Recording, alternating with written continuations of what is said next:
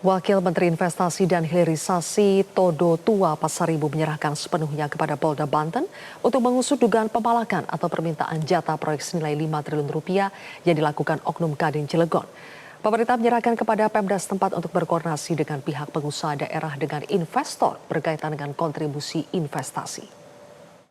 Kita memang menyesali terhadap kejadian yang terjadi dan itu nanti kita serahkan kepada aparat penegak hukum, dalam hal ini nanti Polda Provinsi Banten yang akan turun melakukan proses pemeriksaan terhadap kejadian yang ada, dan itu nanti hasilnya seperti apa nanti itu adalah ranah daripada aparat hukum. Tetapi intinya ke depannya konteks ini kita untuk memberikan suatu konteks efek jerah lah ke depannya, khususnya berbicara terhadap iklim investasi yang ada di negara kita. Satu titik kita yang kita akan pakai di mana nanti di situ nanti akan ada baik dari para pelaku usaha daerahnya akan memberikan list pengusaha-pengusahanya nanti siapa yang bisa dan layak untuk berkontribusi, nanti pemerintah daerah yang akan melakukan seleksi di situ, maupun para investor pun juga nanti akan memberikan kira-kira list-list pekerjaannya yang bisa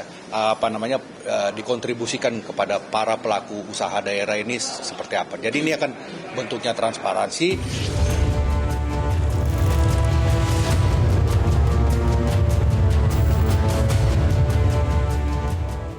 Lagi-lagi iklim usaha dan investasi kembali diganggu dengan persoalan pemalakan dan aksi intimidasi. Kali ini menimpa Chandra Asri Group yang menggarap proyek strategis nasional atau PSN di kawasan Cilegon, Banten.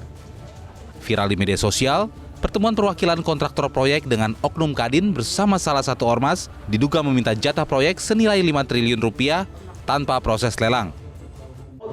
Tanpa ada lelang. Porsinya harus jelas tanpa ada lelang. 5 triliun untuk Kadin, 3 triliun untuk Kadin tanpa ada lelang. Bagi. Selesai.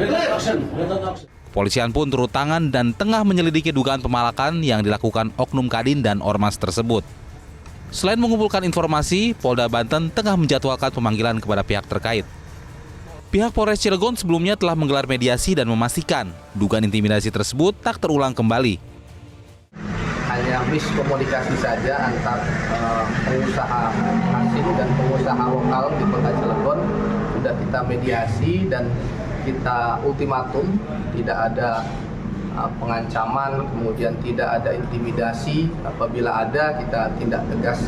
Alhamdulillah kemarin berjalan dengan lancar mediasinya dan kedua belah pihak juga bersepakat tidak adanya ancaman maupun premanisme seperti itu.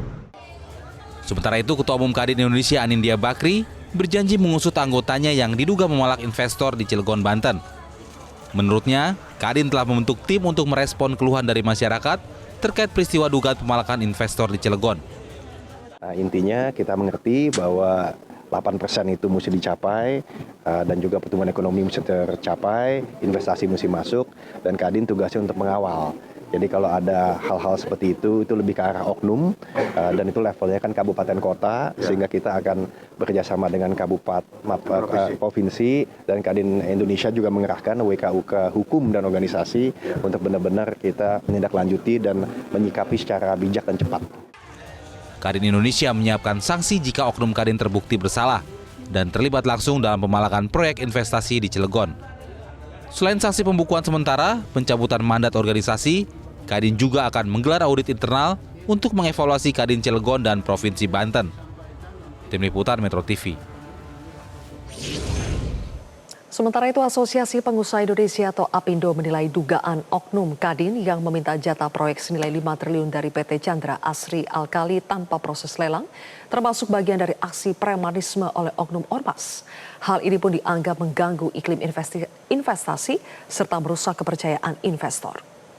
Akan investigasi lebih lanjut gitu, apakah ini memang mengatasnamakan organisasi atau individu atau seperti apa gitu. Jadi kami nggak mau terlalu lihat di sisi itu. Yang kami mau garis bawahi lebih dari aspek keamanan dan ormasi. Itu yang menjadi satu perhatian sangat penting karena ini juga mengganggu daripada kondisi iklim usaha yang baik. Jadi ini yang mungkin menjadi perhatian kami, tapi peristiwa Cilegon saya rasa perlu diinvestigasi lebih lanjut untuk mengetahui duduk persoalannya seperti apa. Jelajahi cara baru mendapatkan informasi. Download Metro TV Extend sekarang.